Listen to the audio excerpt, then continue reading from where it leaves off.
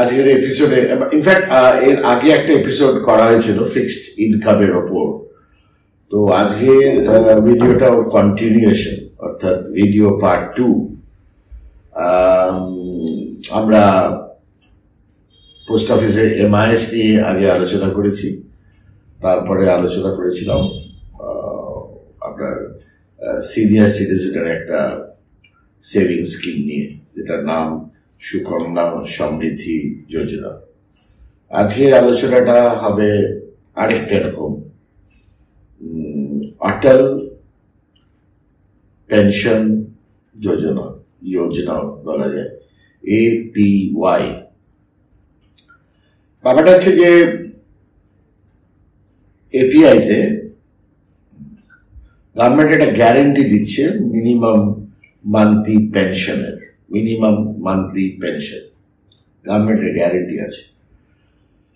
সেটা 1000 টাকা হতে পারে, 2000 টাকা হতে পারে, 3000 হতে পারে, 4000 হতে পারে, 5000 হতে পারে per month at the age of 60 years based on the contribution made by the investor। অর্থাৎ আপনাকে একটা প্রত্যেক মাসে কন্ট্রিবিউট করতে হবে। আমি তার একটা উদাহরণ দেব, সেটা পরের ব্যাপার, বাট এটা মানসিকভাবে তৈরি হয়ে নিন যে একটা মান্থলি আপনাকে কন্ট্রিবিউট করতে হবে।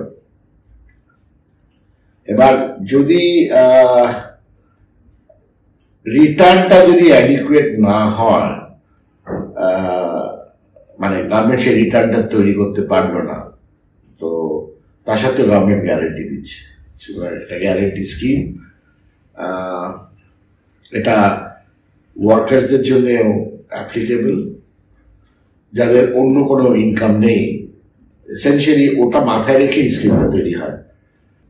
মানে যে করবে তার 18 থেকে 40 বছরের মধ্যে বয়স হতে হবে, অ্যান্ড একটা সেভিংস ব্যাংক অ্যাকাউন্ট রাখতে হবে। কারণ আপনি প্রত্যেক মাসে 18 থেকে কিংবা কোনো একটা সময় থেকে 18 থেকে 40 মধ্যে কোনো একটা সময় আপনি টাকাটা মান্থলি করতে পারেন। যেমন 5000 টাকার যদি 60 বছর বয়সের পর থেকে আপনার পেতে হয়, আর ধরুন 34 বছর বয়সে আপনি শুরু করলেন এই স্কিমটা, তাহলে আপনাকে মাসে 824 টাকা করে দিতে হবে। সেটা আমার মনে হয় 34 বছর বয়সে আপনি হয়তো পারবেন, এবং ব্যাংকে সাফিসিয়েন্ট ব্যালেন্স থাকতে হবে, কারণ ব্যাংক থেকে এটা অটো কাটা হবে, সে কাটা হোক। আপনার ব্যাংকের সাথে কথাবার্তা বলুন, ওরা আরো ডিটেলসে বুঝিয়ে দেবে। তো 824 টাকা করে 34 বছর বয়স থেকে আপনি বেসিক্যালি যেটা করছেন সেটা হচ্ছে যে আপ টু 60 আপনি EMI-টা দিয়ে যাচ্ছে, তাতে 5000 টাকা করে পাবে। এবং ব্যাংক অ্যাকাউন্ট যদি নাও থাকে, আপনি পোস্ট অফিসে যদি আপনার সেভিংস অ্যাকাউন্ট থাকে, তাহলে সেটা হয়ে যাবে। আর কবে কবে দেওয়া হয়? First month of every quarter দেওয়া হয়। এবার ধরুন আপনি ইনস্টলমেন্ট দিতে মিস করে গেছেন, তাহলে আপনাকে প্রতি 100 টাকায় 1 টাকা করে অ্যাডিশনাল ইন্টারেস্ট দিয়ে স্কিমটাকে রিভাইভ করতে হবে। এখন একজন কিন্তু একটাই অ্যাকাউন্ট খুলতে পারে, মানে অনেকগুলো অ্যাকাউন্ট সে খুলে বসলো 824 টাকা মাসে দেওয়ার চক্করে, না, সেটা হবে না। এবং বেসিক্যালি একটা অ্যাট্রাকটিভ পেনশন টুল, এবং এছাড়া কিছু খরচ আছে যেটা পার্ট অফ দ্যাট পেনশন, যেমন পেনশন ফান্ড ম্যানেজারের একটা খরচ আছে, বুক কিপিং এর জন্য একটা খরচ আছে, খুব খুব খুব খুব কম কাস্টোডিয়ানের জন্য একটা খরচ। অ্যাকচুয়ালি এটা একটা পেনশন স্কিম, তো সুতরাং ফান্ড ম্যানেজার ইনভলভ আছে যে কিভাবে সেটাকে ইনভেস্ট করে সে যদি ঝোলায়ও, তাহলে ব্যাংক কিন্তু আপনাকে গ্যারেন্টিটা দিয়ে দিচ্ছে। তাহলে 5000 টাকা করে পাওয়ার জন্যে যেটা ঘটনা, সেটা হচ্ছে 824 টাকা। আমি এসব করছি আপনার বয়স 34, এবং ব্যাংকের সাথে কথাবার্তা বললে আপনি বুঝবেন যে আপনার বয়স যদি 25 হয় কিংবা 32 হয়, মাসে কত দিতে হবে সেটা ইস্যুটা নয়। তো এটা এসেনশিয়ালি ভাবা হয়েছিল যে আনঅর্গানাইজ সেক্টরে যারা ওয়ার্কার্স আছে তাদের জন্যই এটা ভাবনা চিন্তা করা হয়েছিল। সো অটল পেনশন যোজনা আরেকটা আপনার ইনকাম মান্থলি স্কিম। এখন ডিটেলস যদি ওয়ার্কআউট করার চেষ্টা করি তাহলে আবার এটা 80 সিসিডি এই সেকশনটার ট্যাক্স এক্সাম্পশন আছে 1.5 লাখ টাকা অবধি। তো সেই সব ঠিক আছে, ট্যাক্সটা আলাদা একটা জব হতে পারে, সেটা আলাদা করে বার করতে হবে। তো এটা চলে যান ব্যাংকে এবং ব্যাংকে গিয়ে কথাবার্তা বলুন যে এক্স্যাক্টলি আপনার জন্য জিনিসটা কতটা অ্যাপ্লিকেবল। ব্যক্তি বিশেষে অবভিয়াসলি এটা তফাৎ হবে, চেঞ্জ হবে। এগুলো আগে ছিল না, এগুলো সব এখন এসছে। সুতরাং 60 বছরের রিটায়ারমেন্ট লাইফের জন্য আপনি প্ল্যানিং করতেই পারেন। আমি যখনই দেখেছি শুটিং করি তখনই ফোনগুলো আসে, অথচ যখন শুটিং করি না কোনো ফোন আসে না। এই একটা অদ্ভুত ট্রেন দেখতে পেয়েছি। তো যাই ফোনের একটু আওয়াজটা শুনলেন, সরি ফর দ্য ডিস্টারবেন্স এইটুকু বলতে পারি। তাহলে আমাকে শুটটাকে কাটতে হবে, কাটলে পর আবার সব ছন্ন ছাড়া হয়ে যাবে। তো অটল পেনশন যোজনাতে ভাবনা চিন্তা করতে পারেন। আগের এপিসোডে আমরা দুটো ভাবনা চিন্তার খোরাক জুটিয়েছিলাম, এই এপিসোডটা আমরা সেটা জোটাচ্ছি। অ্যাকচুয়ালি এগুলো ভাষা আই উড সে ভাষা সবাই জানে, মানে শুনেছে একটা অটল পেনশন যোজনা আছে ইত্যাদি। আমারও ভাষা আইডিয়া ছিল। তারপরে একটু পড়াশোনা করে ভাবলাম আপনাদের জন্য আমিও ভাষাই বলছি। ব্যাংকে গেলে পর মনে হয় না সেখানে ভাষা হবে, তারা স্পেসিফিক বলা উচিত। তবে পুরোনো এক্সপিরিয়েন্স থেকে বলতে পারি যে সেখানে হয়তো ভাষা আছে। এছাড়া আপনার বোধহয় অনেক প্রশ্ন থাকবে মাঝখানে যদি বিদ্রোহ হয়। আচ্ছা, যদি আমি চলে যাই, উপরে তো সবাই যাবে, কখনো অ্যাক্সিডেন্ট হতে পারে, তাহলে অবভিয়াসলি নমিনি পেয়ে যাবে। নমিনি যে আছে, স্বাভাবিকভাবে স্বামী স্ত্রীর মধ্যে স্ত্রী নমিনি হবে, সেটাকে একটু ওদের কাছ থেকে ভালো করে বুঝাবেন যে নমিনি নামটামগুলো যেন সেই সময় থাকে। অ্যাকচুয়ালি শুরুতে উত্তেজনা প্রচুর থাকে, তারপর কি হয় ওভার দ্য টাইম ভুলে যায়। মানে আমার নিজের ক্ষেত্রে আমি ইন্স্যুরেন্স নিয়েছি, তখন সব বুঝে গেছি, কাগজ দিয়ে রেখে দিয়েছি। ও মা, 3 বছর পরে ভুলেই গেছি যে এটা কি, ব্যাপারটা কি করেছিলাম, কি পাবো না পাবো, কবে পাবো, কতদিন ধরে এই প্রিমিয়াম দিতে হবে। ওটা হয়, ওটা লিখে না রাখলে পর অ্যাকচুয়ালি বুক কিপিং ইজ মানে ওয়ারেন বাফে অলওয়েজ বলেন যে বুক কিপিং যদি না একটা মানুষ করে, আর আজকাল বুক কিপিং তো কি মোবাইলে সব লিখে রাখে, তবে সব ভুলে যায়। ওইভাবে বুক কিপিং হয় না, ওটা লেজার করে, মানে কাগজে খাতায় লিখে আর মাঝে উল্টে পাল্টে দেখতে হয়। তো কেন এই কথাটা উনি বলেছেন এখন খুব হাড়ে টের পায়। আবার অনেকে আছে ল্যাপটপ কিংবা কম্পিউটারে এক্সেল শিটে রেখে দেয়, তাই যদি খুব সাংঘাতিক হতো নিশ্চয়ই অনেকে এই কাজগুলো ভালো পারে। বাট তাহলে আমার ধারণা ডায়েরি লেখার যেটা চল এখন প্রায় নেই, এবং ডায়েরি লেখার যে গুণ কতটা সেটা খুব ভালো করে বোঝা যায়। আমরা তো আমাদের ইনভেস্টমেন্টের হিসেবগুলি ঠিকঠাক লিখে রাখতে পারি না, আন্দাজ আছে সবাই।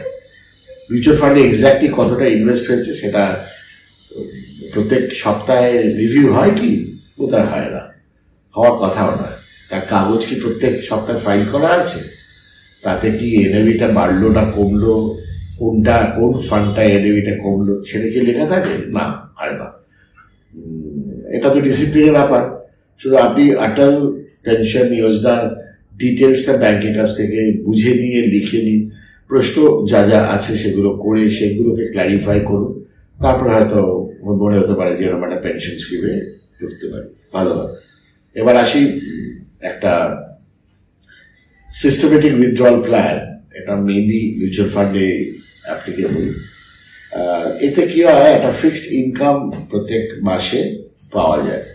একটা ওয়ান টাইম ইনভেস্টমেন্ট করলেন, আর ওয়ান টাইম ইনভেস্টমেন্ট যেটা করলেন সেই মিউচুয়াল ফান্ডটা আমি এক্সপেক্ট করছি গ্রো করবে, এবং আপনি একটা ধার্য করে দিলেন যে আমি মাসে আমার টোটাল ইনভেস্টমেন্টে ধরা যাক 1% আমি উইথড্র করবো, তার মানে বছরে আপনি 12% উইথড্র করছেন। তো ধরুন ফান্ড সাইজটা এক্স, আর সেটা হয়তো গ্রো করছে 14, 15, 12, হয়তো 13, যাই হোক আপনি একটা ফিক্সড ইনকাম উইথড্র করছেন প্রত্যেক মাসে আপনার সংসার টংসার চালাবার জন্য কিংবা তো আপনার খরচের জন্য। খুব পপুলার আজকাল SWP বলে। সিলেকশন প্রসিজারে সাধারণভাবে স্টেডি লার্জ ক্যাপ ফান্ডস, এখানে ভোলাটিলিটিটা কম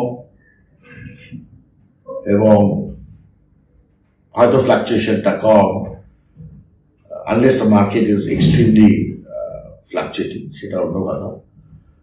এরকম একটা স্কিমে যদি করেন সাধারণভাবে ওয়েটেড অ্যাভারেজ রিটার্ন 12 থেকে 14% ধরা যায়। সুতরাং আপনি যদি উইথড্রটাও করেন তাহলেও আপনার ফান্ডটা কিন্তু ওই 14% কি 12% গ্রো করছে। এখন আপনি যদি কম ধার্য করেন 0.5% ধরুন করলেন, depending on the fund size, তাহলে আপনার যদি 12%এও গ্রো করে তাহলে আপনি 6% বছরে তুলছেন, আপনার 6% টাকাটা যেটা বেঁচে যাচ্ছে সেটা কিন্তু গ্রো করবে। তো SWP এখন যথেষ্ট পপুলার এবং এটা অটোমেটিক ব্যাপারটা হয়, ইন দ্য সেন্স লাইক আপনি ম্যান্ডেটটা দিয়ে দেবেন। এটা নেট অ্যাসেট ভ্যালু যেটা আছে সেটার উপর এনএভিটার উপর এভরি মান্থ ওটাকে ম্যাচ করিয়ে ওই প্রিফিক্স উইথড্রল অ্যামাউন্টটা হয়। এখন যদি এনএভিটা হাই হয় তাহলে আপনার কম ইউনিট বেচা হবে, এনএভিটা যদি কম হয় তাহলে বেশি ইউনিট বেচা হবে। সেটা ফান্ড ম্যানেজারদের কাজ, এটা আপনার কাজ না। আপনি মাসে ধার্য করেছেন, আপনি এটাও করতে পারেন যে না ভাই মাসে আমি বছরে 8% উইথড্র করবো, ডিপেন্ডিং অন। সো একটা মান্থলি ইনকাম স্কিমে পৌঁছে যেতে পারেন। অনেক সময় একটা থোক টাকা 60 বছর বয়সে আপনি পেয়ে গেলেন, রিটায়ারমেন্ট ইত্যাদি ইত্যাদি। এখন আপনি বলবেন এটা রিস্ক আছে কিনা, definitely all mutual fund investments আর সাবজেক্ট টু রিস্ক, সেটা কিন্তু একটা নর্মাল ডিসক্লোজার। তো আপনি যদি মনে করেন রিস্কটা নেব না, তাহলে তো আমি অনেকগুলো সরকারি কি বলে গ্যারান্টিড ওরিয়েন্টেড মান্থলি ইনকাম স্কিমের কথা বললাম। সেটা ডিপেন্ড করছে আপনার প্রোফাইলটা কি। আপনি যদি রিস্কটা একটু দিতে চান তাহলে দিতে পারেন, যদি না দিতে চান আপনাকে ওই ফিক্সড ইনকাম দিকে যেতে হবে। এইটা গেল আরেকটা উপায়। আরেকটা আছে IDCW, খুব বেশি পপুলার বোধহয় নয়, লোকজন নামটাও কম জানে। ইনকাম ডিস্ট্রিবিউশন কাম ক্যাপিটাল উইথড্রল, এখানে মিউচুয়াল ফান্ডের থ্রু দিয়ে এটা হয়। মিউচুয়াল ফান্ডের অ্যাডভাইজারের কাছ থেকে জানতে হবে। মিউচুয়াল ফান্ডে টাকা আপনার মানে প্রফিট এবং ক্যাপিটাল এই দুটোই ডিস্ট্রিবিউট হয়, ঠিক আছে। তো ধরুন প্রফিট সেরকম হচ্ছে না, যেহেতু ক্যাপিটাল পোর্শনটাও আপনার এখানে চলে আসছে, আপনি একটা ফিক্সড টাকা মাসে মাসে পাচ্ছেন। আপনাদের মিউচুয়াল ফান্ড ডিস্ট্রিবিউটর যারা আছেন তাদের সাথে পরামর্শ করুন যে কাদের কাদের IDCW স্কিম আছে। অনেকগুলো আপনারা গুগল সার্চ করলেও পেয়ে যাবেন। মানে আলোচনার বিষয় হচ্ছে মান্থলি একটা টাকা পাওয়ার জায়গাগুলো কোথায়। তো 3টে সরকারি জায়গা আর 2টো বেসরকারি জায়গা, এই 2 জায়গায় আলোচনা হলো। 2টো করলাম কি না, হ্যাঁ 3টে বেসরকারি আর SIP আর এটা 5টা করলাম জানি। এটা যারা স্টেডি ইনকাম চায় তারা IDCW তে যেতে পারে, যে ভাই আমি পাবোই পাবো। তো তো ক্যাপিটালটা কিছুটা দেবে কিংবা প্রফিটটা দেবে, সেই ক্ষেত্রে ভালো প্রফিট হলে পর ক্যাপিটাল দিতে হবে না, এইসব সব ব্যাপার আছে। এটা ফান্ড ম্যানেজারের কাজ। ভালো ভালো মিউচুয়াল ফান্ডে খোঁজ খবর নিন, অ্যাডভাইসারদের সাথে ডিস্ট্রিবিউটারের সাথে কথা বলুন, তারা আপনাকে হয়তো আরো বেটার পথ দেখাতে পারবে। আমি জাস্ট কনসেপ্টটাকে নিয়ে আলোচনা করলাম, ভালো লাগলো, ভালো কিছু জানতে পেরেছেন সেটা শুনতে ভালো। আর কি বলবো, আগামী দিনে তো এইসব পড়াশোনার বিষয় আরো ভিডিও আপনারা পাবেন। ধন্যবাদ দেখার জন্য।